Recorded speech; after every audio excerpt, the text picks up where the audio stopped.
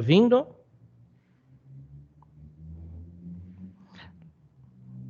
Sim. Opa, muito bem, obrigado. Então iniciamos a gravação da nossa TPC EMAI dessa segunda-feira, dia 13 de setembro de 2021. Queremos dar boas-vindas a todos, sejam todas bem-vindas. É um prazer mais uma vez tê-las aqui conosco nessa TPC. A professora Amanda está aqui, né? Vou passar a palavra para ela poder dar bom dia para vocês também. Professora Amanda.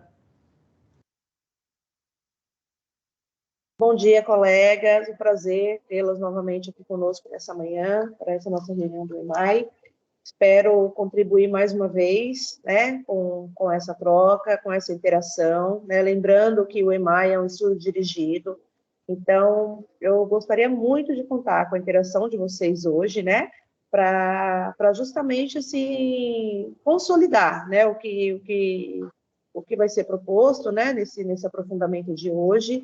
E a interação ela é muito importante, né? Ela justamente garante se a troca que a gente está fazendo, se ela está contribuindo, né, para a prática da sala de aula de vocês, né, com os alunos, que esse é o intuito da formação, tá bom? Então, assim, gostaria muito de contar, né, com a interação de vocês, tá bom? Então, assim, tem os combinados, né, da aumentação do Teams, mas se alguém tiver alguma dificuldade, né, de localizar aí onde que levanta a mão, né? Só abre o microfone, pode abrir e pedir a palavra.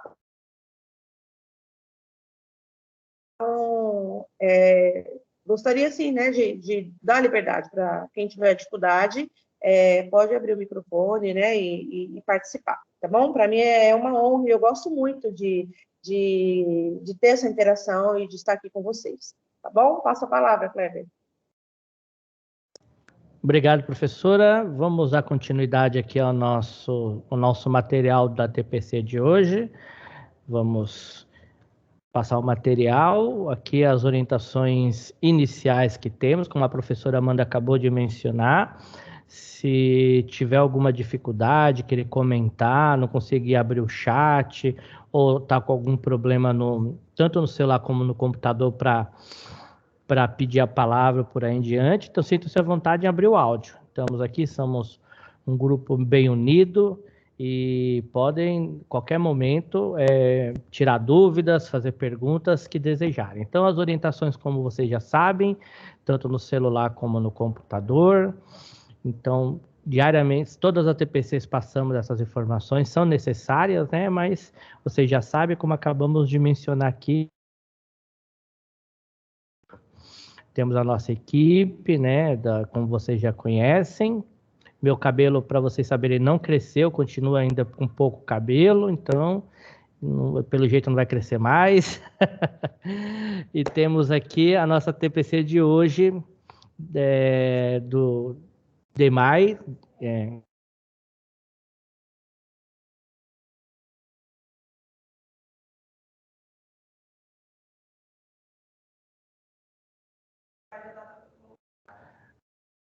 Não tá... O meu áudio não está saindo? Saiu agora. Saiu? Ah, então tá.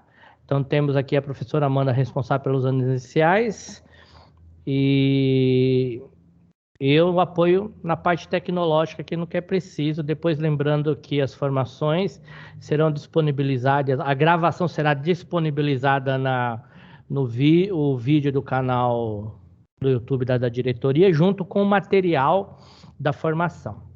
Então, temos aqui a nossa justificativa da nossa TPC, que está baseada na resolução SE de 46 de 25 de abril de 2012 e da resolução da SEDUC de 11 de janeiro de 2021. E quais são os objetivos da nossa TPC de hoje? Aprofundar os conhecimentos sobre o conceito de resolução de problemas no contexto da sala de aula.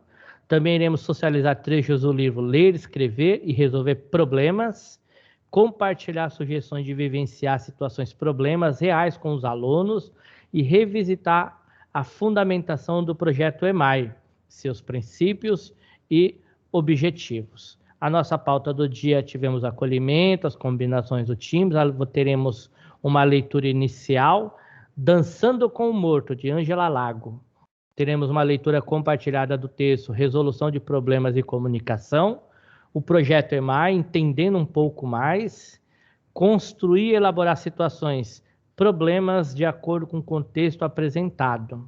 E teremos sugestões de atividades e uma indicação literária no final também. Então, passo a palavra para a professora Amanda para que possamos iniciar aqui com a leitura.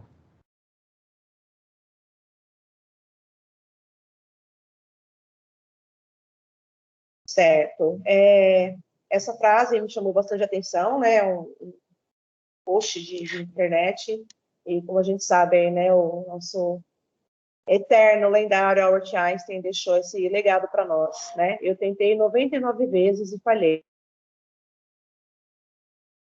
Nunca desista de seus objetivos, mesmo que eles pareçam impossíveis. A próxima tentativa pode ser a vitoriosa. Então, eu gostaria, né, de iniciar, né, como a gente vai falar um pouquinho de resolução de problemas, e não no EMAI passado, que estava todo mundo bem tímido, né, e não deu, assim, nenhuma sugestão pontual, né, do que nós poderíamos estar estudando no dia de hoje, mas eu revisitando os nossos outros encontros, né, informações, uma das sugestões que tinha aparecido lá era sobre a resolução de problemas, tá bom? Então, nós vamos falar um pouquinho hoje sobre isso, tentar aprofundar esse conhecimento, né, enaltecer aí aquilo que nós já fazemos na nossa prática diária na sala de aula, e às vezes a gente não percebe, né? Então, espero que no decorrer aqui da nossa conversa, do nosso encontro de hoje, vocês encontrem, né, a fundamentação em algum momento da prática de vocês na sala de aula, né? Eu gostaria de proporcionar esse encontro, né, esse olhar no espelho, né? O que eu faço na sala de aula, olha só, estou vendo aqui nesse texto, nesse trecho, nessa leitura, tá bom? Então, essa é a proposta de hoje, e espero mais uma vez aí contribuir com o trabalho de vocês aí na escola, tá bom? Pode passar, Kleber. Então, assim, eu vou iniciar a leitura, como está lá na nossa pauta, Dançando com o Morto, e no final eu falo um pouquinho sobre essa indicação literária. Eu vou ler uma história, né, deste livro, e lá no final vou indicar onde está essa história, que livro, né, falar um pouquinho aí sobre a autora Ângela Lago, e principalmente, né, que esse livro está à disposição de vocês aí no acervo que foi para as escolas este ano. Já tinha, esse livro já veio em acervos anteriores, né, e mais uma vez ele permanece aí sendo um livro renomado, né, um livro para ser usado, explorado aí no contexto da sala de aula pelos alunos, mas também por vocês na leitura diária, tá bom? Gostaria, sim, de provocar vocês nessa leitura, de que forma que o personagem resolveu o problema dele aqui, né? Embora não seja um problema convencional, não vai aparecer nenhum algoritmo, né?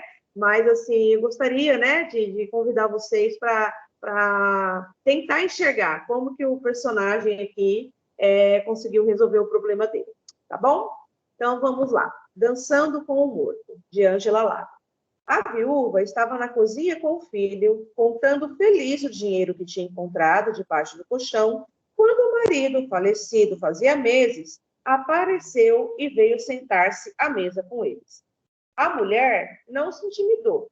O que você está fazendo aqui, seu miserável? Me dá paz, você está morto. Trate de voltar para debaixo da terra. Nem pensar, disse o morto. Estou me sentindo vivinho. A mulher mandou o filho buscar um espelho. Entregou o morto para que ele visse sua cara de cadáver. Estou abatido. Deve ser falta de exercício, disse o falecido. E mandou o filho buscar a sanfona e convidou a mulher para dançar. Ela, é claro, não quis saber de dançar com o defunto, que cheirava pior do que gambá. O morto nem ligou. Começou a dançar sozinho. De repente, a mulher viu que um dedo dele estava caindo e ordenou: toca mais rápido, menino! Assim que o ritmo se acelerou, caiu outro pedaço. Mais depressa que eu também vou dançar, ela resolveu. E começou a requebrar e saltar e jogar a perna para o alto e balançar a saia. O marido, animado, tratava de acompanhar as piruetas da mulher. Enquanto isso, o corpo dele desmoronava. Até que só ficou a caveira pulando no chão, batendo o queixo. A mulher caprichou uma pirueta, a caveira imitou e o queixo desmontou. Pronto. Mais que depressa, a mulher mandou o filho buscar um baú para guardar os pedaços do marido. Põe tudo que é dele, filho, tudo, que eu vou procurar uns pregos e um martelo. Dali a pouco, ela voltou e caprichou nas marteladas para que o morto nunca mais escapulisse. Enterraram o defunto de novo. Depois, jogaram bastante cimento em cima. Só no dia seguinte, a viúva lembrou do dinheiro do marido que ela tinha deixado em cima da mesa. Cadê? Uai, mãe, não era para guardar no baú tudo que fosse dele? E assim termina essa história. Então, assim, gente, só põe no último slide para mim, Clever, só para não perder assim, o contexto, por favor. A indicação é no último.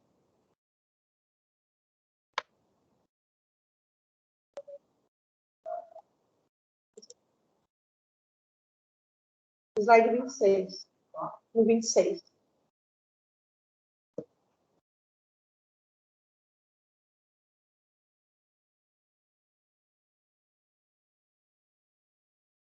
Então, gente, só para não perder, né, o contexto, essa história está neste livro, 7 histórias para sacudir o esqueleto, né?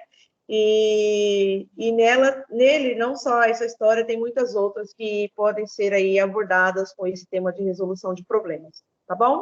No final, eu leio esse trechinho aí que a própria Angela Lago deixou como legado para nós, tá bom? Mas só, né, para não perder, assim, esse elo aqui com a leitura, tá? Então, podemos continuar? Slide 10.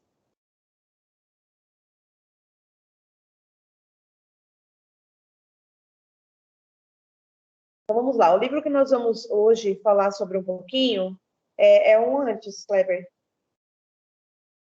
Um slide antes. Isso. É sobre esse livro, que é da Katia Stokes-Molle também, outro livro que nós falamos sobre fração, sobre probabilidade estatística, também era dela, como organizadora, né?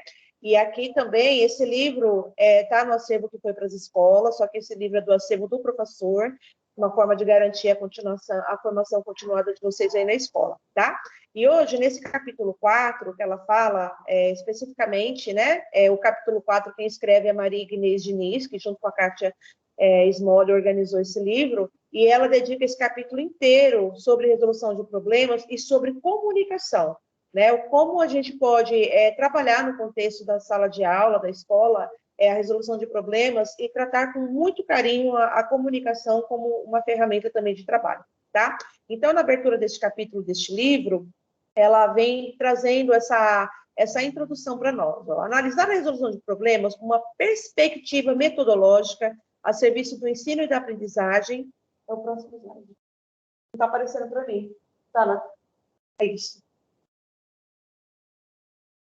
Analisar a resolução de problemas com uma perspectiva metodológica a serviço do ensino e da aprendizagem de matemática amplia a visão puramente metodológica e derruba a questão da grande dificuldade que alunos e professores enfrentam sobre a resolução de problemas. Tá bom? Pode passar, Cláudia? Aí aqui o contexto histórico, né, gente, só para a gente chegar hoje no material que a gente tem hoje na sala de aula no EMAI, né, eu achei importante fazer essa contextualização histórica aí do que foi o ensino da matemática e o que ele é para nós até aqui, tá? Então, lá na década de 80, a resolução de problemas para o nosso currículo, né, e mundialmente falando também com a matemática moderna, né, a escola de matemática moderna que tem nos Estados Unidos, lá na década de 80, a resolução de problemas ele era o centro do ensino e das pesquisas, né? E lá naquela época, o que era a resolução de problemas? Nada mais era do que uma mistura de diversas concepções que tinha gerado diferentes orientações para o ensino, para a organização dos currículos, até na própria elaboração de textos e manuais, e principalmente nas orientações didáticas, que é o que verdadeiramente chega, né, na ponta do foguete para os professores. Então, assim, resolução de problemas, né, naquela época e até pouco tempo atrás. Ela tinha aí essas 3 linhas, esses 3 eixos aí, tanto na pesquisa, quanto para o ensino. Ela era tida como meta, como processo e como habilidade básica. Então, como meta, ela era o alvo do ensino. O currículo ele reforçava a necessidade que o aluno tinha que ter todas as informações para dar conta de resolver problemas, né? Ele chegar no final da conta certa, a conta estando certa no final, esse era o objetivo, tá? Continuando as pesquisas, ainda naquela década, outro pensador, outro pesquisador, né? Ele trouxe como contribuição para o ensino da matemática que a resolução de problemas em si, o resultado, não era tão importante assim. O que era importante, na verdade, era o caminho que o aluno trilhava para resolver as situações novas e as respostas que dava diante dessas situações novas, né? Então, passou a não ser mais importante, o processo passou a ser mais importante do que a meta, do que a resposta final, tá? E abraçada com essas duas outras eixos aí de pesquisa e de ensino, tinha naquela época a concepção de que a habilidade básica de resolver problemas era uma competência mínima para o indivíduo ingressar no mundo do trabalho. Então, passou a ter, no final da década de 80, a preocupação em se ensinar bem, então, essa questão de resolver os problemas. Então, começou lá no final da década de 80, a preocupação em escolher que tipo de problema e o tipo de técnica que seria mais apropriada para ensinar o processo de resolver problemas e não só o final em si, o resultado. Tá bom? Pode passar, Kleber? Então, atualmente, o que a gente tem, né? Que esse livro aqui da Kátia Topes-Molle, ela vem trazer para a gente como contribuição nos dias de hoje, tá? Então, com a influência de todas as concepções, nada é novo, né, gente? Tudo se recria, tudo se reinventa, tá? Então, todas essas concepções, elas contribuíram para a gente chegar onde a gente chegou hoje, né? E concretamente falando, no material que a gente tem à nossa disposição, o EMAI, né, o do aluno, que é para ele registrar aí o seu modo de pensar, o seu raciocínio, e principalmente o manual do professor, né? O EMAI também ele é focado na questão da formação do professor, nas discussões, né? Essas formações, essas discussões, elas servem de margem aí para ajudar o trabalho em si da sala de aula, né? O processo aí diretamente de ensino de aprendizagem. Tá bom? Então, de todas essas concepções, lá desde a década de 80, que começou a dar uma prioridade para o ensino da matemática e mais pautado na resolução de problemas, a gente chegou no que a gente tem hoje. Então, esse livro, ele traz para a gente um conceito, né, de resolução de problemas com uma perspectiva metodológica. E o que é essa perspectiva? É uma certa forma de ver, é um certo ponto de vista sobre uma metodologia. Então, partindo disso, o que é hoje, o que a gente pode trazer hoje como conceito de resolver problemas? É um modo de organizar o ensino, o qual envolve mais do que aspectos puramente metodológicos. É uma postura do que é ensinar e do que realmente significa aprender. Então, assim, eu gostaria de convidar vocês, né, trazendo esse conceito de resolução de problemas para dentro do nosso material. Então, será que o EMAI, ele traz hoje para a gente essa perspectiva metodológica? Será que o EMAI traz para a gente essa certa forma de ver e um ponto de vista do que é a resolução de problemas? Será que o nosso material EMAI, ele é um modo de organizar o ensino? Ele traz essa organização para a gente, à luz dessa perspectiva?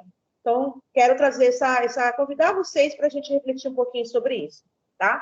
E falando, se a gente está falando da autora, de quem trouxe, né, esse enriquecimento para o nosso currículo hoje, esse vídeo da Kátia Topes-Molle, na verdade é uma parceria, ela fala assim, especificamente da parceria que ela fez com o colégio, né? Mas a fala dela é muito pontual sobre resolução de problemas, tá? Então, assim, como é um vídeo curtinho, de 4 minutinhos, eu não quis editar, fazer o recorte nele, porque eu acho que desde o começo ao fim a fala dela é muito importante, né? Ela é doutora em matemática, ela é doutora no ensino da matemática, né? E a contribuição que ela traz para o nosso currículo está muito atrelado ao nosso dia a dia atual. Então, assim, é o que eu falei para vocês, esse olhar no espelho, né? A minha prática diária na sala de aula, eu estou conseguindo me ver nessa formação de hoje, eu vou conseguir me ver nessa fala da Kátia aqui. Então, eu gostaria de continuar convidando vocês para esse enfoque. Tentem se olhar, né, no espelho da prática de ensino de vocês, né, dentro desse vídeo agora e no que ela vai trazer como contribuição para a gente. Tá bom? Pode colocar.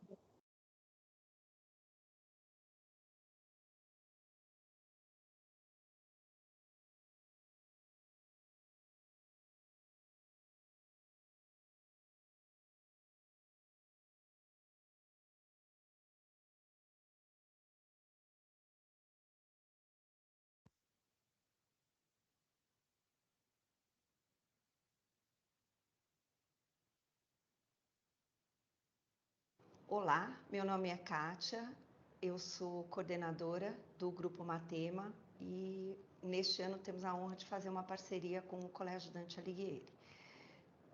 O Matema cuida de pesquisa e formação na área de ensino de matemática e eu sou matemática e sou doutora na área de ensino de matemática. E uma das coisas mais importantes que nós temos trabalhado ao longo deste ano diz respeito à resolução de problemas, porque a resolução de problemas é a atividade mais genuinamente matemática. Você nunca, de fato, aprenderá a pensar matematicamente se não for capaz de resolver problemas. E a resolução de problemas, como vocês devem ter visto, vai muito além de resolver problemas envolvendo as 4 operações. Aliás, na nossa vida, nós nos deparamos com uma enormidade de problemas que têm solução, que não têm solução, que tem mais do que uma solução possível. Então, preparar para a matemática e preparar para a vida envolve resolução de problemas. Foi isso que nós tentamos mostrar aqui. E um dos aspectos interessantes é você justamente fazer a criança vivenciar uma variedade muito grande de situações problemas. Alguns contextualizados, como esse que as crianças vivenciaram, que tem história, que tem excesso de dados, que são problemas sem números. Todos eles devem criar um certo desafio, um desafio que incentive a criança a querer saber mais, que traga para ela essa necessidade de eu posso, eu quero, tem um outro jeito de fazer. Então, nós temos procurado no nosso trabalho, junto à equipe do colégio e, por consequência, junto às crianças, mostrar para elas o valor de resolver problemas, a alegria que é quando eu enfrento um obstáculo e depois eu supero esse obstáculo. E um aspecto bem importante é que quando a criança vivencia a situação de resolução de problemas, ela desenvolve muitas ações que são ligadas ao raciocínio lógico matemático. Nós nos acostumamos tanto a falar de desenvolver raciocínio, o que isso significa? Levantar hipóteses, testar essas hipóteses, refutar, né? Dizer assim, olha, isso aqui não, essa hipótese não se aplica, ou começar de novo, então ter esta resiliência de dizer esse caminho não deu, mas eu volto por outro caminho, há mais do que um caminho possível, discutir as hipóteses com os colegas, tudo isso faz parte do que nós chamamos de raciocínio lógico matemático. E um aspecto importante é que nós, como pais, mães, podemos ajudar as crianças a desenvolver isso, jogando com elas. Então, há muitos jogos que são interessantes para fazer com as crianças em casa.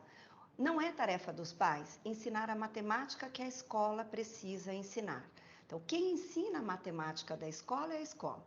Mas o pai e a mãe podem ajudar como? Como é que a família ajuda? Olha, existem livros de literatura que falam de matemática, tem uns muito interessantes. Há um da editora Paulinas que se chama A Menina que Contava. Ler com as crianças livros que falem de matemática, fazer com que elas vivenciem situações nas quais elas têm que fazer pequenas negociações envolvendo dinheiro. A ideia de que a criança possa jogar com você, pega a vareta, banco imobiliário, senha, 4 cores, dominó, uma variedade de situações. Vir com a criança no carro, ou estar com a criança no carro e fazer pequenas brincadeiras numéricas. Então, vamos descobrir quem acha a maior soma dos números nas placas do carro. São pequenos desafios que nós podemos fazer com as crianças em casa, da competência da família, sem ultrapassar a competência da escola, mas que vem somar e vem ajudar no desenvolvimento desse pensar matemático que é tão importante nessa faixa etária.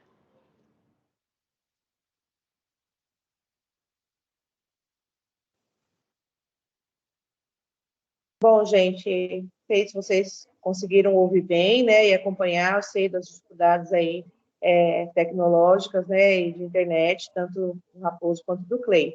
Mas alguém gostaria de comentar o vídeo? Alguém gostaria de fazer algum comentário, alguma contribuição sobre ele? Eu. Oba! Pois não, Sheila, vamos lá. Então, eu achei interessante que ela falou do livro. A semana retrasada, eu li na sala, na leitura, é um livro até que é comprido, mas a gente leu durante a semana. A vizinha antipática que sabia matemática. E durante esse livro tem bastante teste, eles chamam de racha-cuca lógico. E assim, as crianças adoraram. E assim, até quem não gosta de matemática, fala, eu não gosto, eu não entendo. Eles ficaram anotando durante a semana as respostas deles, para no final da semana, quando eu terminei o livro, para ver se estava certo. E foi muito legal, que no fim ele faz um quiz, e aí ele mostra se a criança acertou não sei quantas. Aí eu sei que, na verdade, o certo não é acertar, é se mostrar disponível para aprender a matemática. E assim, eles ficaram muito felizes. E assim, tem muito a ver, é o que você falou. Estava falando no vídeo, se os pais fizessem essa parte, já ajudava bastante para tirar pelo menos o medo de aprender matemática que eles têm, né? Nossa, Sheila, perfeito. Nossa, muito feliz com a sua contribuição, né? Eu acho que a minha passada aí em Clay, né, ter conhecido vocês pessoalmente, acho que contribuiu um pouquinho, assim, né? Perder essa vergonha, né, esse contato que a gente não tinha tido. Exatamente isso, Sheila, né? Eu falo bastante os momentos da leitura em voz alta pelo professor, o livro que você escolhe para fazer essa leitura, né? Tão importante, porque você pode explorar e fazer tanta coisa, né, nesse primeiro momento de aula. E a resolução de problemas, ela não precisa ser uma coisa ali, pega um livro, vamos fazer o cabeçalho, vamos fazer tudo isso primeiro para depois começar uma resolução de problemas. Você pode começar uma resolução de problemas no entrar da sala de aula, né? Na hora da chamada, na hora que você vê quantos vieram, quantos faltaram, né, de acordo com o rodízio ou não, né? Você já pode explorar essa própria situação de início de aula, né? A hora que você recebe seus alunos no portão, ou na fila, ou na sala de aula, você já pode explorar essas situações, como fala no vídeo, né? É você ensinar a criança a pensar matematicamente, ela já faz isso, né? Mas quando a gente dá indícios e a gente pontua, leva a criança, olha, isso que você está fazendo é matemática, tá vendo? Não é só quando você se depara com um problema convencional, né, que você tem que resolver ali com uma conta, e o que ela traz para a gente, essa questão do contexto, que a gente vai ver um pouquinho nos próximos slides, é assim, mesmo no EMAI, né? O EMAI, ele traz o mais próximo possível da realidade, os exemplos que ele dá é sobre a escola, é sobre a turma, é sobre a fruta que gosta, mas muito dos problemas que estão lá, problemas, na verdade, né? Não é um problema do aluno, né? Não é um problema que ele vai ter que imaginar, ele vai ter que se colocar naquele problema, né? Imaginar aquela situação e tentar resolver, né? Então, a gente propor isso no próprio cotidiano da sala de aula é muito importante para que a criança possa fazer essas pontas, tá? Então, obrigada, Sheila, pela sua contribuição, né? E é isso, eu fico muito feliz, né, quando vocês participam, e foi muito, de forma muito, contribuiu bastante, tá bom? Obrigada. Então, assim, gente, o nosso material em si, né, ele traz para a gente esse conceito de resolução de problemas, né? Ele enxerga, será que o EMAI ele está enxergando, ele está tratando a resolução dos problemas e o ensino da matemática dessa forma, tá? Então, é só para resgatar um pouquinho, né, o conceito aí do EMAI, tá? Como o EMAI enxerga a matemática? É exatamente isso daqui, ó. Aprender matemática é um direito de todas as crianças e jovens, em atendimento às necessidades individuais, sociais e culturais. Com isso, a disciplina faz parte dos currículos ao longo de todos os anos da escolaridade obrigatória. A matemática, ela representa parte do patrimônio cultural da humanidade e é também um modo de pensar. É por isso que a Educação do Estado de São Paulo disponibiliza o EMAI, tá? E aqui, voltando um pouquinho, volta para mim, Kleber, nesse slide aqui, ó. Então, lá, gente, isso que eu vou trazer para vocês, né? Modo de organizar o ensino, a qual envolve mais que aspectos puramente metodológicos. Olha aqui o que o EMAI compreende. Podemos voltar, Kleber? O slide que nós estávamos. O EMAI compreende um conjunto de ações que tem como objetivo articular o processo de desenvolvimento curricular em matemática, a formação de professores, a avaliação do desempenho dos estudantes e elementos-chave de promoção da qualidade de ensino. Então, assim, se a resolução de problemas traz lá nessa perspectiva aqui do livro da Kátia Stokes-Molle, com uma perspectiva metodológica e um modo de organizar, olha aqui o que o EMAI é, né? O conceito do EMAI, o que o EMAI tentou trazer para a gente? Ele compreende um conjunto dessas ações, tá? Então, só para a gente tratar e ver esse material que a gente tem nas nossas mãos como realmente um tesouro a ser garimpado, tá? Então, assim, convido vocês a estar sempre lendo, né? Essa reformulação que teve por conta do currículo paulista, o que traz lá na introdução, na conversa inicial, é tudo isso, né? Essa perspectiva metodológica que você, enquanto professor, tem que se apropriar e se impregnar cada vez mais dela, tá bom? Pode passar, Kleber?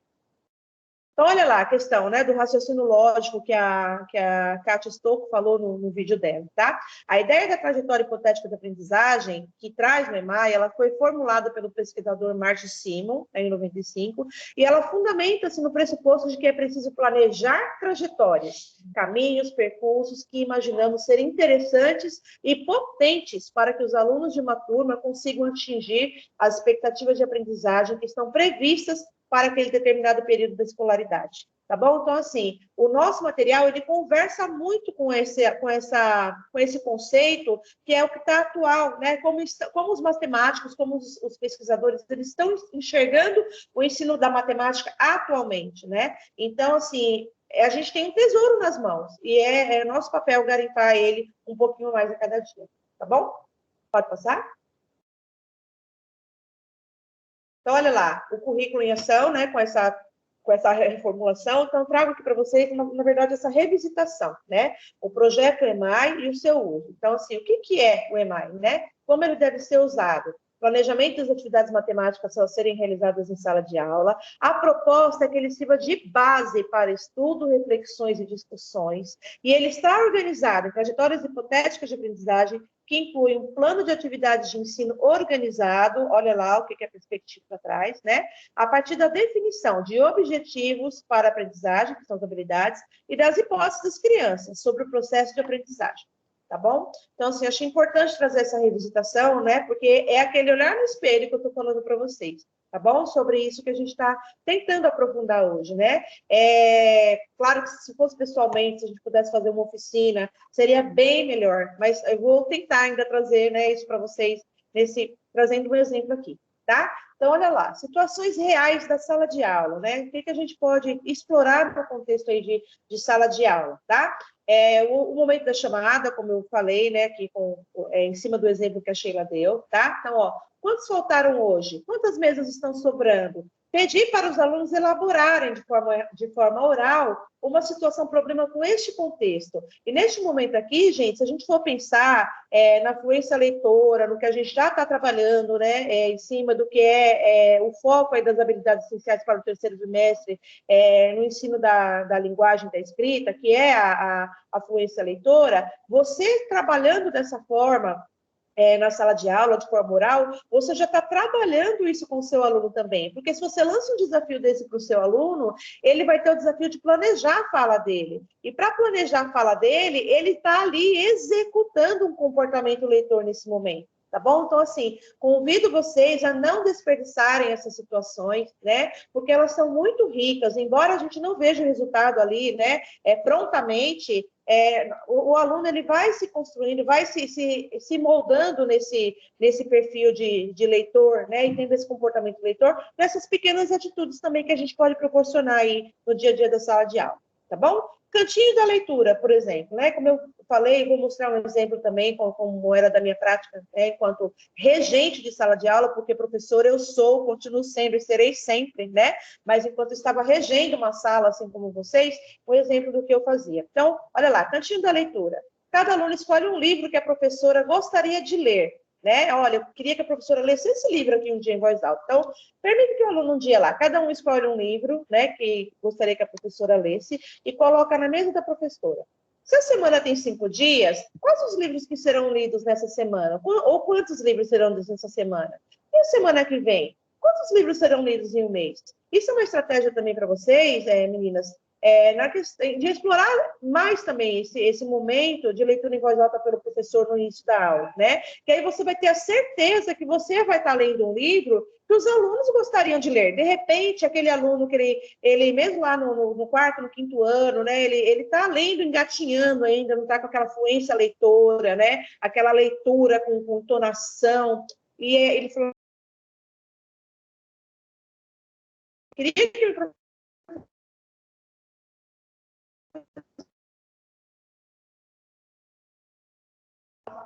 Amanda.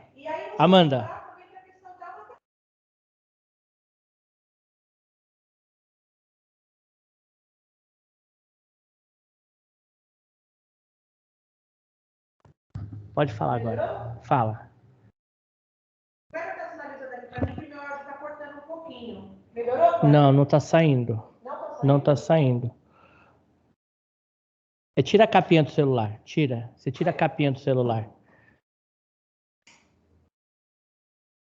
Isso. Só um momentinho, professores.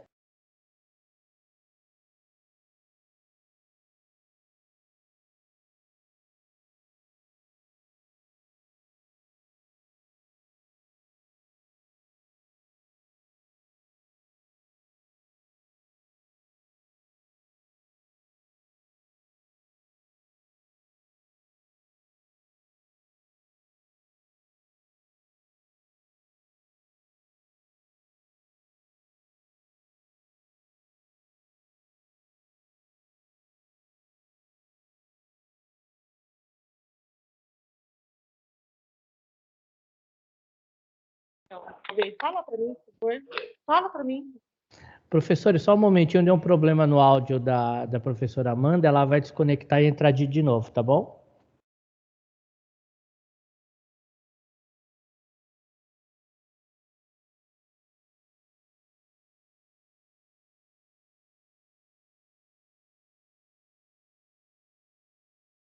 Agora voltou?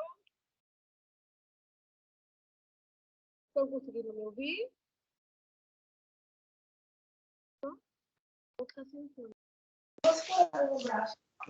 Tá cortando o áudio. Era onde eu parei aqui, tá?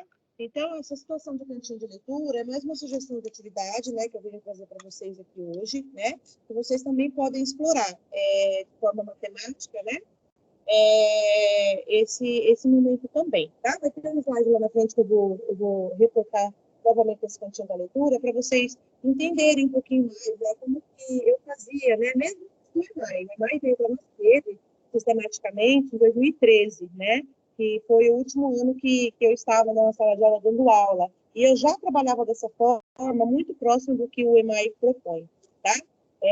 E ajudante do dia, por exemplo, você vai trabalhar o EMAI, né? E o EMAI fica na sala de aula, não vai com o aluno para casa.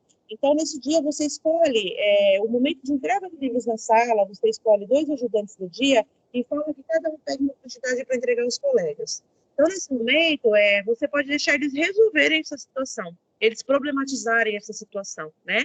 Você vai estar trabalhando com o conceito de resolver problemas de forma contextualizada, né?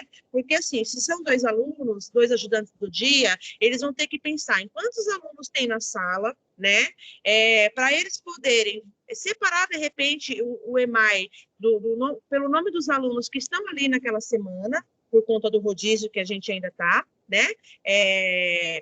De alunos, e pegar, né, a quantidade certa. Por exemplo, se tem 16 alunos na sala, se são 2 ajudantes, eles vão ter que dar conta de fazer resolver esse problema, né? Se somos em 2, tem 16 alunos, você pega 8 livros, eu pego 8 para a gente poder entregar, né? Então, assim, observe, elabore a partir desse contexto essas problematizações. Convide os outros alunos para criar uma situação, né? Se de repente eles estão demorando muito para pegar, né? E olha, você já sabe que tem tantos alunos na sala, quantos livros tem lá, né? Como o colega pode resolver essa situação, tá bom? Então, são situações da sala de aula que você pode explorar aí no contexto de resolução do problema, tá bom? Pode passar? Então, vamos lá. Na quinta-feira, eu me reuni com as coordenadoras, né, para a gente trabalhar mesmo a parte que nos cabe, de formação, de orientação para vocês na sala de aula, né, toda a função do PC na escola e a função do PC na diretoria de ensino nada mais é do que para ajudar vocês no contexto de sala de aula, né. Então, na quinta-feira nós nos reunimos. Então, eu vou pedir novamente, né, assim, se elas puderem me permitirem, né, me darem essa honra de compartilhar esse momento com elas, o que nós fizemos parecido na quinta-feira, tá? Pode passar, Kleber? Então, olha lá, ó, na sala de aula do segundo ano, a professora chamou 2 ajudantes para entregarem os livros do EMAI. Estão presentes na sala 16 alunos. Então, aqui está um texto. Não tem um problema aqui para ser resolvido, né? Está somente um contexto. Então, assim, como que a gente poderia formular esse problema? Um problema aqui, de forma oral, para ser resolvido oralmente, né? Um formula, o outro responde, e depois até, né, se for para um registro, até em forma de texto, né? Pedir para os alunos escreverem, olha, no começo da aula, lembra aquela situação, né, que a professora chamou dois ajudantes para entregar os livros, e fazer uma produção de texto com um contexto de situação problema, por que não, né? Neste livro aqui, da Kátia Stokes-Molle, ela vem trazendo um capítulo sobre produção de texto com matemática, por que não? E ela faz essa provocação para a gente também, né? Então, assim, deixo também como indicação literária, tá bom? Então, meninas, não sei se a Karine está por aí também, né? Mas se a Rafa também tiver, a gente poderia vivenciar novamente, né? Então, como ficaria? Um probleminha para ser resolvido, né? Uma situação, problema com esse contexto, né? Vocês podem me ajudar? Podem interagir comigo para a gente discutir um pouquinho sobre esse assunto? Estou falando a Rafaela ou a Karine, mas pode ser qualquer uma de vocês também, meninas. Vou repetir a minha pergunta. Ó, o contexto é esse. Na sala de segundo ano, a professora chamou 2 estudantes para entregarem os livros do EMAI. Estão presentes na sala 16 alunos. Então, vamos pensar em elaboração de problema. Como ficaria um probleminha, se fosse um probleminha no EMAI aí, para a gente ver?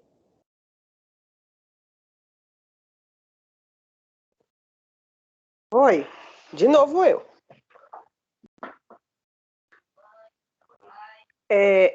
Fica bem assim, o pessoal pensa bem já, né? Dividir nos 16, quantos livros o aluno A e o aluno B entregaram. Eu já pensaria assim, o aluno A entregou 12 livros, quantos livros faltam para o aluno B entregar? Sheila, só um momentinho. A Amanda vai colocar um fone aqui.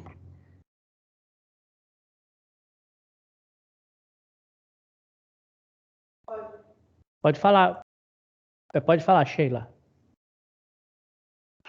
Então, eu falo assim, que as crianças, dependendo do nível, eles têm... a gente já pensa logo na divisão, né? Tem 16 livros para os 2 alunos, quantos livros cada um vai entregar? Eu já pensaria assim, o que para mim eles têm mais dificuldade. O aluno A entregou tantos livros, quantos livros faltam para serem entregues? Porque para mim essa parte é o que eles têm mais dificuldade de conseguir entender. Qual é a conta sem você dar exatamente, né? Você não é uma conta de subtração, mas eles têm bastante dificuldade de entender isso.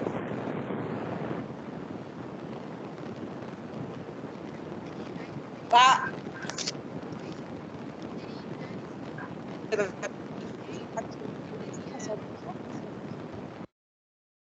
Pode colocar o fone. Isso. Pode falar. Bacana, Sheila. É assim, na verdade, pode ser várias, foi o que eu falei. Esse é o contexto, né? Mas a gente pode explorar de qualquer forma. Isso a gente chama da sala de aula invertida, né? É o aluno elaborar o problema. Então, esse eu gostaria de propor para vocês, né? Então, vamos lá, Sheila. Como ficaria esse problema? Repete para a gente. Ela vai escrever?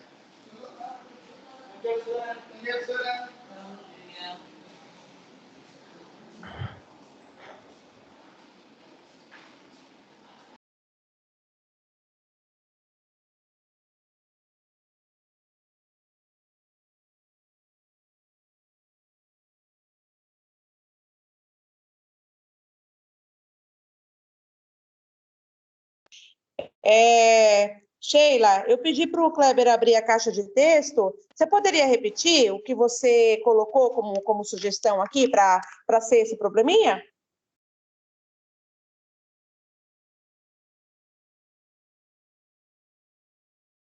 Coloquei no texto.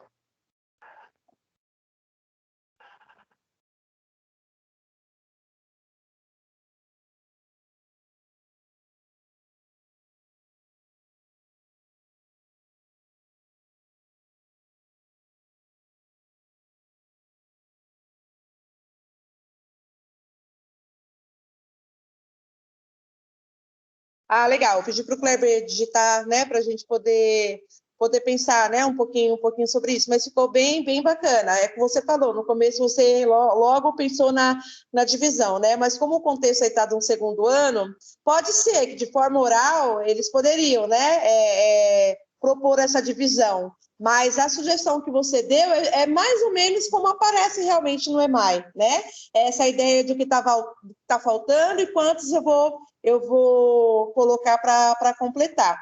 Bacana. Então, olha só, né, no vídeo da Kátia Stokes-Moura, ela fala sobre isso, né, que a resolução de problemas, ela não precisa ter um caminho só, ela não precisa ser só uma resolução, né, eu posso trilhar outros caminhos, tá bom? Mais alguém gostaria de colaborar, dar um outro modelo, um outro exemplo?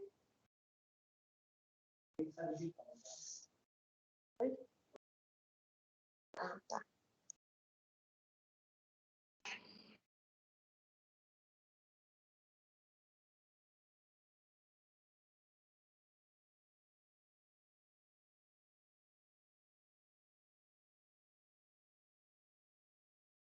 O Kleber está me sinalizando aqui que a Rosimeire está digitando, mais algum outro exemplo. E a ideia é essa mesmo, né, de fazer a gente pensar, de se colocar no lugar do aluno, né, por exemplo, nesse contexto, como que o aluno se sente, como que ele enxerga, né, eu estou apresentando para vocês uma situação problema que não é um problema de vocês, é um problema que eu estou colocando aqui como atividade para a gente fazer. Então, como que o nosso aluno também enxerga, né? Como que ele se sente quando ele abre lá o livrinho do EMAI dele, ele lê sozinho, ele escuta a professora ler um probleminha que tem ali para ele resolver, né? Como que o aluno se sente? Olha quantas coisas a gente está colocando em xeque aqui para pensar. Que operação eu vou usar? Como a Sheila falou que primeiramente ela pensou na divisão, né? Mas como os alunos têm dificuldade, então ela está propondo esse outro caminho aqui de resolver. Mas não é o único, a gente pode pôr outros aqui, outras coisas para discutir. Então, eu gostaria de convidar vocês para essa reflexão, a mesma dificuldade, né, que também a gente teve lá na quinta-feira, né, tanto a Karine como a Rafa, desse impacto, né, ai meu Deus, né, estou tendo que resolver um problema. É justamente a gente se colocar no lugar do nosso aluno, né, como é que ele se sente na hora que ele tem um problema na frente dele para ele resolver, né, que conta que ele vai usar, né? Como que ele resolve isso? Quem deu primeiro o quê? O número total, né? O número que vai faltar, o número que vai ficar lá quando juntar tudo. É isso que o aluno pensa, gente. Isso que a gente está pensando aqui é exatamente o que o aluno pensa quando ele tem que resolver um problema também. Tá bom? Então, se colocar no lugar do aluno, eu acho que é um presente que a gente nos permite nos dar para a gente poder realmente fazer boas perguntas, boas intervenções, tá bom? Oi, a Amanda. aqui também. Oi, pode falar.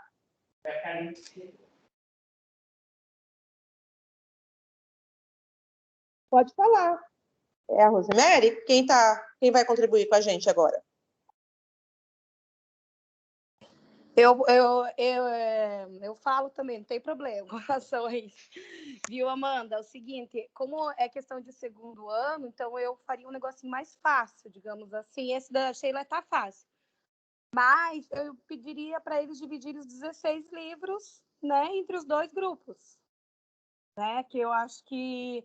E daí eu já sou do lúdico, eu gosto bastante do lúdico, né? Então eu já faria até qualquer coisa para eles dividirem também, sabe? Para eles fazerem isso com os próprios livros também, sabe? Mas eu jogaria também para eles isso. Tá bom? Perfeito. Rosemary. Obrigada, Divididos agradeço. por 2. Agradeço. Tá bom. Tá ótimo. Agradeço a sua participação, né, em contribuir, e isso é perfeito, né? Já ganhei o meu dia. Para mim, maio é isso, estudo dirigido com interação, tá bom? Perfeito, olha só, a gente está aí na tela, né, o Kleber digitando, 3 opções diferentes já, né? O contexto é o mesmo, né? Mas com 3 maneiras diferentes aí de resolver, né? Quando a Karine traz aí o conceito de fração de metade, não é até para o contexto de segundo ano, né? O número racional em si, mas o conceito mesmo de metade, né? Porque o aluninho do segundo ano, ele já dá conta de dividir a metade, se ele leva um lanche para a escola, ou um brinquedo para a escola, se ele leva lá 2 carrinhos, né? E ele dá um carrinho para o colega dele brincar, né? Ou se ele tem 2 lápis de escrever, ele empresta um lápis para um colega, ele sabe, ele tem esse conceito já na cabecinha dele do que é metade, do que é dobro, né? Então, assim, nada impede de a gente também já trabalhar lá do segundo ano esse conceito, né, de dobro e de metade também, que aparece aí já no terceiro ano para a gente, tá bom? Mas perfeito, gostei bastante aí das contribuições, né? E fica aí a minha indicação para que vocês explorem essas situações na sala de aula, né? Do segundo ao quinto ano, as possibilidades são inúmeras, tá bom? E se é para um contexto do quarto, quinto ano, cabe perfeitamente a divisão, né? Chamar um aluninho na lousa, como ficaria? Escreve aqui para mim, né? E os alunos escreverem no caderno, né? Registrar essa situação, problema ali, você já dá para trabalhar tantas coisas, até de forma interdisciplinar, com o português também, né? E aí chama outro aluninho na lousa, e como ficaria a continha para resolver isso? A famosa continha, né? Que para a gente é o algoritmo, tá? A gente também tem que se apropriar cada vez mais disso. A gente pode usar o conceito de continha, usar essa palavra lá para o nosso aluno, mas a gente tem que saber, quando a gente vai fazer uso de uma operação para resolver uma situação, problema, é um algoritmo que a gente está usando, né? E qual é a operação? A divisão, é a continha de dividir, né? Mas o nome da operação é a divisão. Então, isso para a gente tem que ficar bem claro, e também no dia a dia, não o algoritmo, né? Que o aluno não tem que saber disso, mas o nome das 4 operações eu acho importante. Quando a gente fala continha demais, e de repente num contexto de avaliação, vem a palavra, a adição e a subtração, né? A continha de mais, ela é o apelido da adição, ela é o nome do sinal que vai na frente da operação, né? Do mesmo jeito da continha de menos. Então, assim, mais para o quarto, para o quinto ano, né? É importante a gente, assim, ressaltar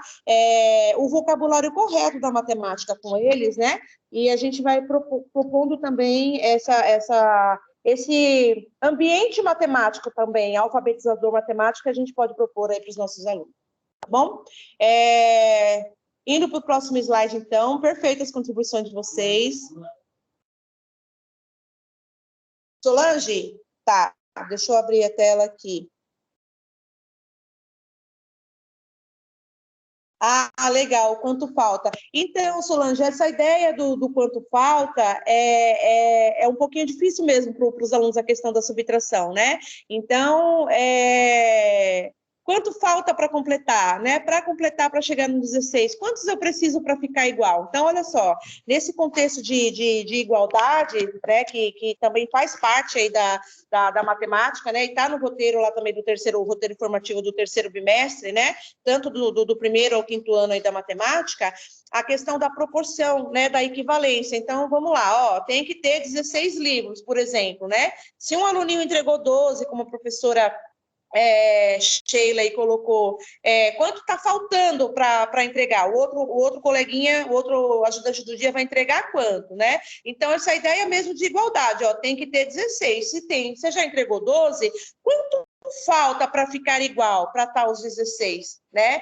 Então, trabalhar com esse conceito. Quando a gente coloca o sinal de igual lá na conta, o que o sinal de igual representa? Ele representa a igualdade, ele representa justamente essa ideia de equivalência. Quando eu coloco 12 mais 4 de um lado é igual, ele já tá, o sinal de igual, ele está convidando o aluno a isso, a 16. né? Então, assim, é igual a balança, tem que estar igual dos dois lados, não importa a operação que eu vou usar, né? Mas o sinal de igual ali no meio, ele está me dizendo o quê? Que tem que estar igual dos dois lados. Então, assim, se eu tenho 16 alunos do lado de lá, que estão sem os livros, e eu tenho 16 livros aqui para serem entregues, como é que eu vou fazer essa conta? Que caminho eu vou percorrer? Não importa o caminho, no final, os 16 livros têm que estar na mão lá dos 16 alunos, tá bom? Então, assim, trabalhar com essa ideia de equivalência também, de proporção, de igualdade, o que o sinal de igual representa, né? Vamos no conceito mesmo do sinal de igual. É isso, também é mais uma estratégia aí para vocês explorarem na sala de aula.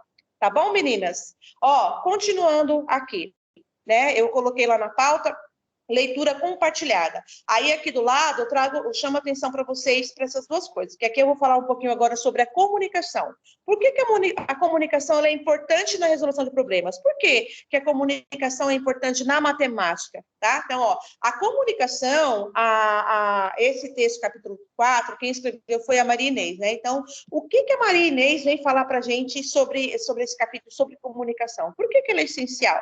Ela é essencial porque ela fornece indícios para interferir nas dificuldades. Quando você faz uma pergunta em voz alta para o seu aluno lá, olha, quanto que deu a sua continha, né? Que operação eu vou usar? Quando o aluno verbaliza isso para você, ele está te dando indícios de onde você tem que intervir. Então, tem que ter comunicação. E ela vai além aqui. Ela fala que a comunicação ela é essencial para a resolução de problemas, tá bom? A comunicação é essencial porque ela permite ao aluno desenvolver habilidades básicas, como verbalizar, ler, interpretar e até produzir textos em matemática, tá? Então, peço licença para vocês para ler esse trecho, e depois, né, as meninas, aí as coordenadoras, a Karine e a Rafa, elas podem disponibilizar, né, mas eu convido vocês, gente, de verdade, esse livro, ele é muito enriquecedor, e ele nos convida mesmo para essa leitura, é como se fosse um bate-papo aí com a autora. Tá bom? Então, peço licença para vocês, para a gente fazer essa leitura, e ela é compartilhada porque está com vocês na tela, tá? Então, olha só. O recurso da comunicação e a perspectiva metodológica da resolução de problemas. Por meio dos exemplos descritos, em nossas tentativas de esclarecer a concepção que temos de resolução de problemas, é possível perceber que os recursos de comunicação oral, escrita e pictórica aparecem naturalmente.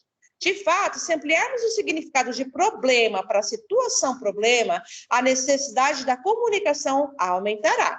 Ela será necessária para descrever e entender a situação inicial, para buscar e registrar a resolução das possíveis soluções encontradas e para avaliar que soluções são mais adequadas. Ao problematizarmos uma situação, temos novamente que recorrer à oralidade ou algum tipo de texto para descrever as questões e para garantir que elas sejam compreendidas. A ação mais forte e presente na problematização é a oralidade. Os registros pictóricos e os textos surgem quase sempre em um segundo momento, quando se deseja sistematizar ou apenas registrar os questionamentos e suas respostas. Olha só que forte isso aqui, gente. Tá falando, tá vendo? Que o registro pictórico, né, e o registro do algoritmo, ele aparece em segundo momento. O que vem antes? O que vem primeiro? A oralidade, a verbalização. Tá bom?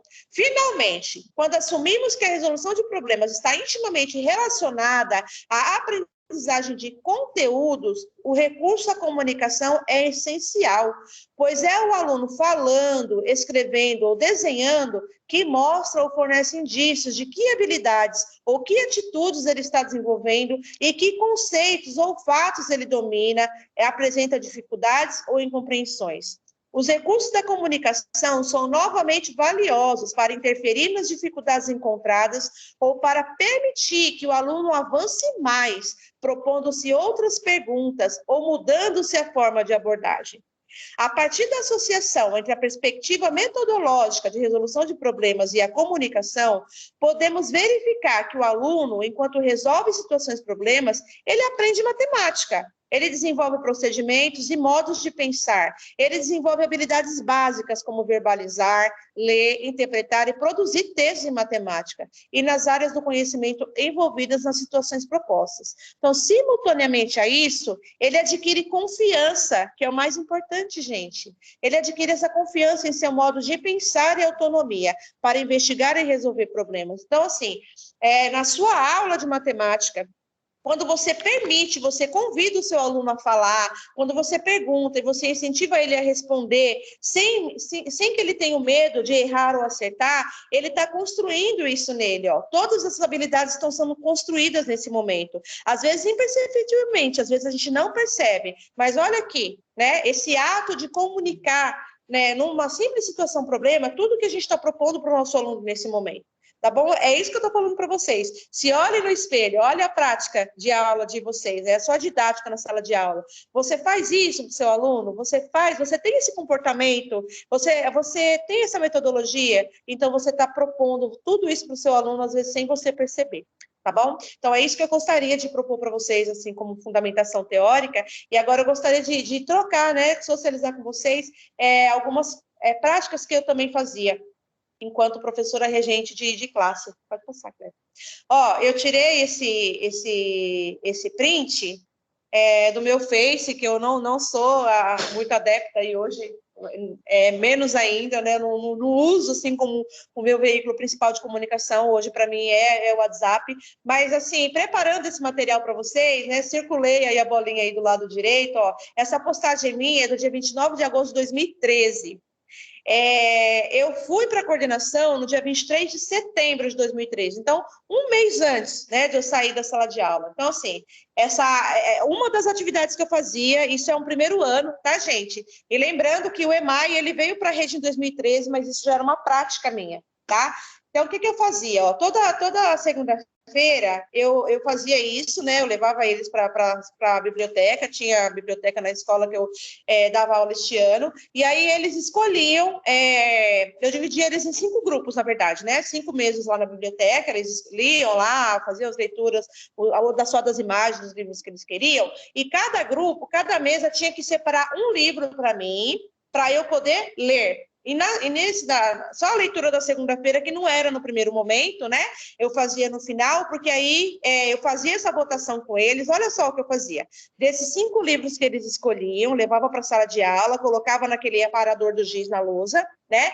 E aí eu fazia essa votação com eles. Ó, tem 5 livros aqui para a gente ler nos 5 dias da semana. Qual livro que eu vou ler na segunda-feira? Né? E fazia aí o mais votado. Então, eu tirava depois a cópia da capa do livro, né? E fazia esse cartaz e deixava na sala de aula aquela semana. Então, olha lá, leituras da semana. De acordo com a resenha, né, que eles fizeram lá na sala, a votação. Então, o livro número 1 teve, acho que, 12 votos aqui, né?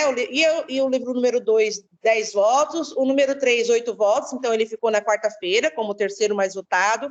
Então, ali eu já trabalhava a questão dos números, a questão da classe dos números, né?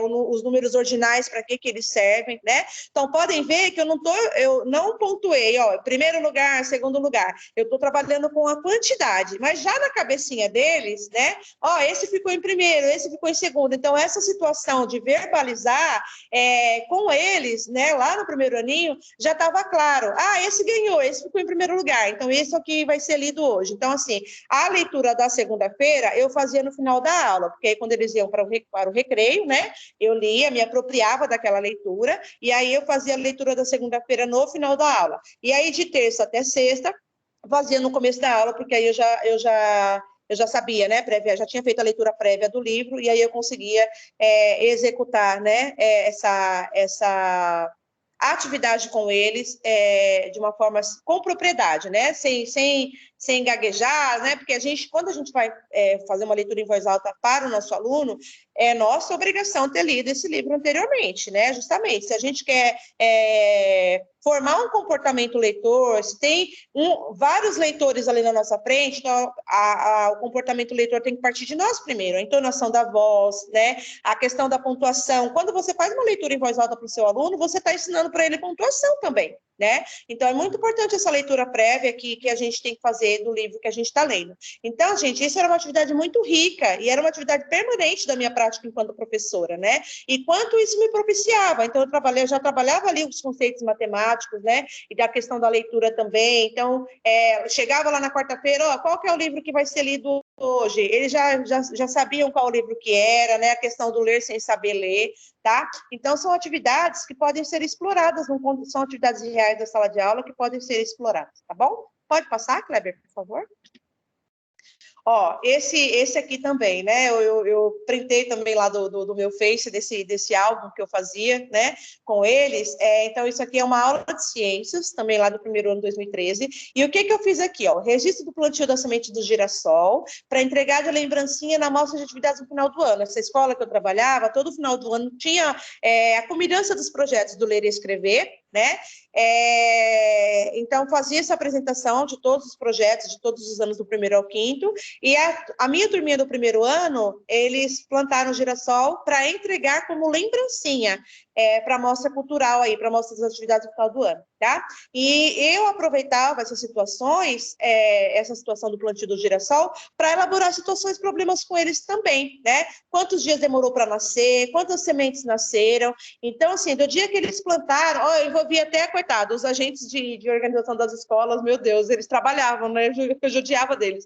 Aqui, ó, na primeira foto que tem aí em cima, eu fiz essa atividade do lado da quadra, e é uma escola que também tinha ensino médio, né? Uma escola grande, e aí o seu Ademir era o agente de organização dessa escola, né? Então eu comprei a terra e pedi um cesto lá da merenda, ou de colocar lixo, que ele lavou para mim, né? Tudo direitinho. Ele misturou a terra para mim, né? Para colocar nas garrafas aí para os alunos, para eles poderem plantar a sementinha. Então eu dei 3 sementinhas para cada aluno, né? Tá lá o aluninho com a mão estendida, 3 sementinhas, né? Na sala de aula, eu levava o balde para a sala de aula, né? E cada um molhava a sua plantinha, né? E, de novo, cartaz, né? Esse ambiente alfabetizador eu sempre propus também na sala de aula para os meus alunos, né? Então, tá lá o registro. Ó, a gente plantou no dia 21/8. 5 dias depois, as plantinhas já estavam, as sementes do girassol já estavam assim, como tá nessa foto aqui embaixo, né? Então, eu fazia essas situações, problemas com ele. E nessa escola também tinha um laboratório de informática, né? Então, como eu sempre fui muito peralta, né, como professora, eu sempre dei muito trabalho por onde eu passei, tá, gente?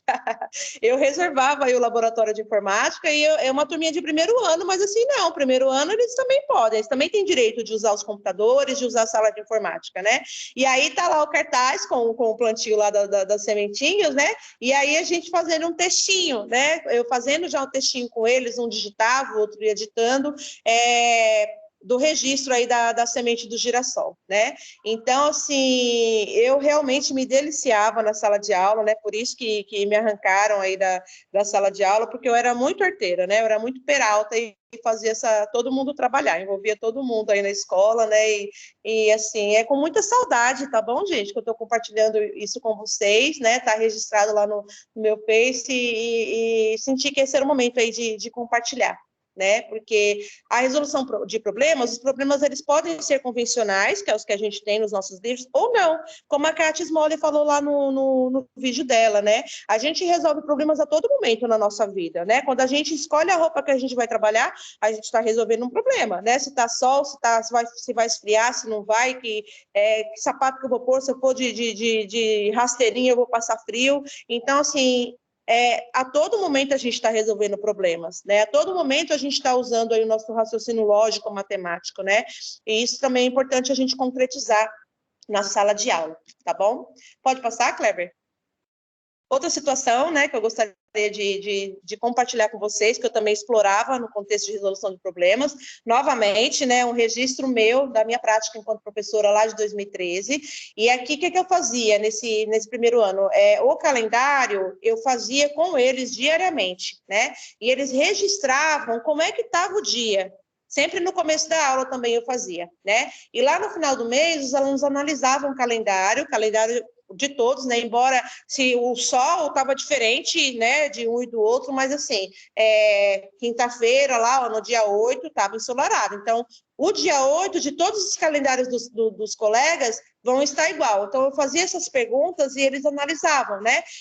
Quais os dias que teve mais dias ensolarados? Foi de quarta? Foi de segunda? Né? Quantos dias ensolarados nós tivemos no mês? Então, eu também trabalhava com a situação, com as situações, problemas, com essas situações reais aí do cotidiano do aluno, né? E era bem bacana, se vocês conseguirem visualizar lá no fundo, ó, tá o cartaz lá com xerox das capas dos livros, né, que eu fazia votação com eles, tá bom? Então, assim, a minha sala de aula era bem, né, o ambiente alfabetizador, assim, não só com o alfabeto, né, com o Parlenda, mas, assim, eu explorava muito o ambiente da sala de aula para provocar mesmo os alunos aí a refletirem, né, sobre os problemas também, né? Não só os problemas convencionais, né? Como eu disse e como está lá no vídeo da Kátia Stoff-Smole, né? A gente resolve problemas a todo momento, tá bom? Pode passar, Cléber? Viu, Amanda? Deixa eu falar rapidinho sobre o calendário antes de você passar. O Estado, ele forneceu para nós agora, no começo do ano, uma casinha em forma de calendário. A gente usa bastante ele também em sala de aula. E tem bem isso que você falou, tem o dia, como está o tempo, como está que mês a gente está. E daí todo dia eles mesmos, se a gente esquece, eles já perguntam se eu não vou arrumar o calendário do dia. Então, a gente tem na sala de aula. E é bom que as crianças, elas mesmas interagem, elas mesmas querem falar como aqui, mas professor, você não vai mudar, hoje está chovendo e não tá sol. Só, não sei, acho que você já viu também as casinhas, né? Vi sim, vi sim. É fantástico, então. É um cartaz nessa casinha em EVA, né? Bem colorido, eu vi sim, Rosemary. E assim, não é só para estar ali, né? Enfeitando a sala, justamente, é um instrumento que tem que ser usado diariamente, né? E como você pode explorar ele no contexto de resolução de problemas, né? Se você faz esse registro diário, ou no final da semana, você pode provocar os seus alunos, né? Para que eles verbalizem uma situação problema. Na sexta-feira, olha lá para o calendário, né? Para essa casinha aí, como você está falando, quantos dias fez sol essa semana, né? E fazer com que eles façam essa questão da sala de aula invertida, né? Para que eles façam a pergunta, né? E vocês podem provocar eles dessa forma para que eles possam verbalizar e formular, né, uma pergunta em forma de situação-problema para que eles mesmos, os próprios colegas, resolvam, tá bom? Então, são situações que podem e devem ser exploradas por vocês, tá bom? Obrigada, Rosemary, pela sua contribuição. Pode passar? Gente, esse aqui é um recorte também, tá? Do EMAI, do professor, tá bom? O que ele vem trazendo, enfatizando, quero enfatizar com vocês mais uma vez, né? É um tesouro que nós temos na nossa mão e a gente tem que garimpar ele a cada dia, tá? Então, esse recorte, olha o que ele vem trazendo. Em cada atividade, dê especial atenção à conversa inicial. Observando as sugestões apresentadas, procurando ampliá-las e adaptá-las a seu grupo de crianças. No desenvolvimento da atividade, procure não antecipar informações ou descobertas que as crianças possam fazer sozinhas. Incentive-as, tanto quanto possível, a apresentarem suas formas de solução de problemas e seus procedimentos pessoais. Tá, gente? A conversa inicial é a comunicação que você tem que garantir, né? E isso está lá no EMAI de vocês. Isso é a formação continuada de vocês, tá? E nesse trecho aqui, eu não coloquei a página, porque como está na versão PDF, eu não consegui localizar exatamente a página, mas é naquela parte introdutória do EMAI, antes daquela tabela que vem trabalhando todas as habilidades que vai ser trabalhada naquela unidade. E lá está falando especificamente sobre resolução de problemas. Olha o que ele está falando aqui. Como você, como professor, tem que se comportar, né? Qual a postura que você tem que ter neste momento, nessa conversa inicial, se a atividade é sobre resolução de problemas, tá bom? Pode passar? Mais um recorte aqui, gente. Peço, né, licença novamente para vocês, porque tem que ser lida mesmo, né? A gente não tem, de repente, outro momento para que a gente possa fazer essa constatação, tá? E aqui do ladinho eu coloquei, né, como que a oralidade está presente lá no EMAI e está como indicação nessa perspectiva metodológica sobre a resolução de problemas, tá bom? Tá lá no EMAI, hein? Depois vocês vão lá conferir. Em suas brincadeiras e atividades do cotidiano, as crianças realizam espontaneamente operações com quantidades de coisas. Elas juntam seus brinquedos com os dos amigos, repartem o lanche, trocam figurinhas, comparam coleções de carrinhos e etc. São desafiadas a todo momento a encontrar soluções para problemas, matemáticos ou não. Desse modo, seu trabalho deve possibilitar que as crianças lancem mão de diferentes estratégias para resolver problemas propostos, permitindo que usem seus conhecimentos e sua criatividade. Elas precisam ser estimuladas a escolher diferentes recursos para resolver problemas como desenhos, gráfico, tabela, esquema, apoio de materiais diversos e, se for o caso, as operações. Na resolução de problemas, a criança deve ser orientada desde o início a ler e a interpretar as informações nele contidas, criar uma estratégia de solução, aplicar e confrontar a solução encontrada. Para que ela possa ler e entender o problema, é interessante que, durante as aulas, os problemas sejam explorados oralmente, trabalhando as diferentes maneiras de encontrar solução. Esse trecho, gente, o EMAI que eu abri lá, né, em PDF, é do 4º ano, tá? E ele é igual do 1º ao 5º, na parte que vem orientando sobre qual a postura metodológica que o professor deve assumir quando ele vai trabalhar a resolução de problemas, tá? Então, convido vocês a irem lá conferir, né? Aqui é só um recorte, mas na íntegra, o texto que vem trazendo lá, ele está atualizado com a BNCC, né? Então, é importante, assim, a gente revisitar esse material, tá bom? Então, aqui, né, finalizando, a gente já são 11h22 aí, quero ser pontual, né, com o nosso horário. Como eu falei, né, a história que eu li hoje está nesse livro da Ângela Lago, né, e tem mais 6, eu li uma, tem mais 6 aí que vocês podem usufruir, né, com seus alunos aí na sala de aula, tá? E todos os livros, gente, narrados nessa história, mostram como cada personagem resolve aí seus problemas, tá? E, novamente, né, como está falando aí da oralidade, tanto no livro que eu apresentei, né, da Kátia Stokes Molle, quanto no próprio nosso material, né, de formação continuada, que é o nosso EMAI do professor, tá? A contação de histórias também é importante para ajudar os alunos a resolverem problemas, sejam eles convencionais ou não, tá? Então, tirei aí esse trechinho, desse olho, né, dessa manchete aí, dessa notícia, né? A Ângela Lago, ela veio a falecer em 2017, tá? Mas ela deixou um legado aí para a gente, né? Eu aprecio muito as obras dela, porque ela escreve para o público que é a nossa zona de conforto aqui, né? Dos anos iniciais, tá? E, assim, chamou muita atenção para mim o que ela vem deixando aí no final, esse convite que ela nos faz, né? Gostaria de socializar com vocês também, tá? Então, lá no final, ela vem deixando essa recomendação aqui, ó. Meu querido leitor, essas histórias quem me contou foi meu pai, nascido e criado em Bom Despacho, Minas Gerais. São, dizia ele, casos passados na família. O conto do Caio, por exemplo, explica como um parente virou fazendeiro. O dos bodes, como um tio dele desapareceu. E assim por diante. Um dia, escutei na escola a história da tia que resolveu cortar o caminho. Só que acontecia com outra pessoa, em Ouro Preto, bem longe de Bom Despacho. Fui conferir. Meu pai respondeu na hora. Para você ver como as assombrações viajam. Muito tempo depois, fiquei sabendo que o único caso confirmado de assombração na família era o da casa da tia Potoca.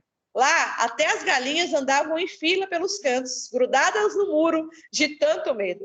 Mas tia Potoca era corajosa como o quê? Um dia, ela estava na rede quando seus chinelos começaram a caminhar sozinhos. Tia Potoca não se abalou. Os chinelos você pode levar, que o meu pai é sapateiro. Vou dizer o mesmo aqui.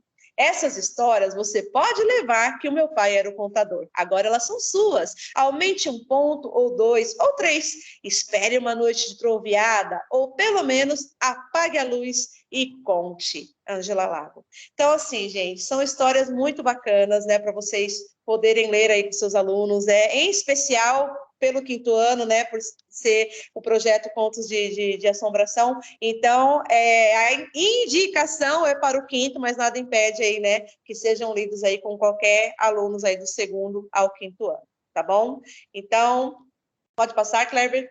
Deixo aí a minha gratidão, né, para vocês nessa manhã que passamos juntas aqui, as trocas aqui que tivemos, né, agradeço a interação, foi muito bacana, e a minha proposta de trabalho é essa, gente, né, porque se for para ler slide, se for para ler um livro, eu leio sozinha, né, o importante é essa troca que a gente tem que ter, né, e essa interação, tá bom? O nosso próximo EMAI é no dia 4 de outubro, né, que é a semana C aí da diretoria de ensino, e espero vocês até lá.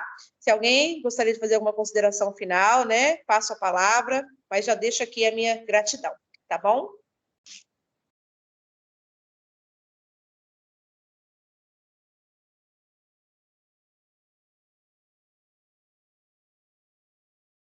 Oi, eu também gostei muito desse ATPC, e você falando do livro da Angela Lago, eu li na sala também outra semana, vai fazer alguns dias, muito capeta, e eu adorei o livro, é muito bom mesmo, os livros dela são bem divertidos.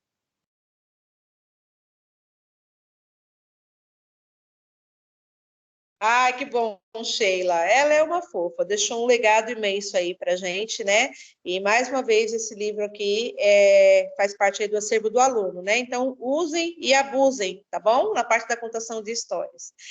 Então é isso, meninas. Forte abraço para todas. Mais alguém quer fazer mais alguma consideração, mais alguma contribuição?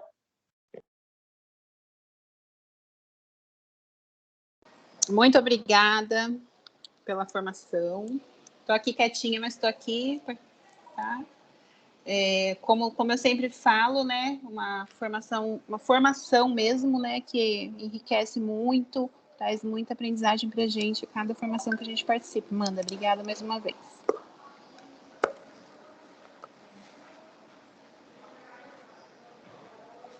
Obrigada, Rafa. É isso aí, né? Estamos aqui para isso. Obrigada de verdade, gente. É isso que eu preciso, né? Se está chegando em vocês, né? Se tudo que a gente está propondo está correspondendo aí às expectativas de vocês, tá bom? A Eda tinha falado, né? No dia que eu fui aí, também sobre essa questão da resolução de problemas. Eda, espero também que tenha atendido aí a sua expectativa, tá bom? Vai querer que colhe ou não? Se quiser colar, é só um pinguinho, tá? Mas eu aprendi um pouquinho mais, parabéns. Prefiro que for só de aula, isso sim. Se quer sua, Então, tá ótimo. Passo aí a palavra para o Kleber, né? Fazer as honras aí de finalizar a nossa ATPC de hoje, da Diretoria de Ensino de Miracatu, tá bom? Forte abraço, gente. Passa a palavra, Kleber.